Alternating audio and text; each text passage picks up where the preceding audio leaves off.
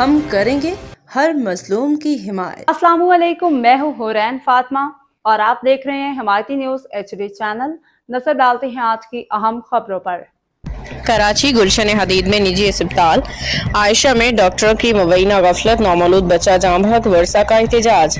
کراچی سے روزنامہ حمایتی نیوز کے سینئر چیف کرائم رپورٹر حاجی عبدالغنی باریچو کی رپورٹ کے مطابق تفصیلات کے مطابق اسٹیل ٹاؤن تھانے کے حدود گلشن حدید فیز 2 میں قائم نجی عائشہ اسپتال میں ڈاکٹر کی مبینہ غفلت کے باعث نومولود بچہ جاں بحق ہو گیا ہے، جس پہ ورثہ نے اسپتال انتظامیہ کے خلاف شدید احتجاج کرتے ہوئے صحت سے متعلقہ حکام سے فوری انصاف فراہم کرنے کا مطالبہ کیا ہے۔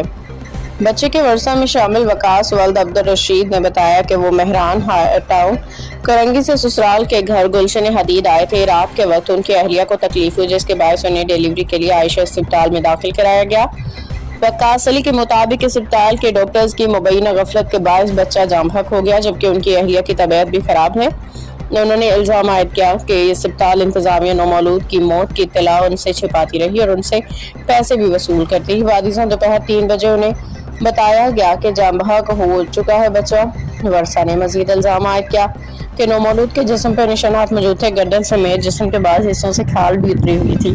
ورثہ نے صوبائی وزیر صحت doctor Azra Pechuho, Sindh health care commission اور DHO ملیر سے مطالبہ کیا کہ واقعے کا فوری نوٹس لے کے شفاف تحقیقات کرائی جائیں، مبینہ غفلت کے ذمہ داروں کے خلاف کارروائی کی جائے اور انہیں انصاف فراہم کیا جائے۔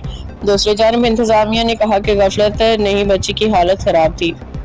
باخبر رہیے ہر جگہ ہر وقت، جانیے ملکی و غیر ملکی حالات و واقعات یقین کے ساتھ۔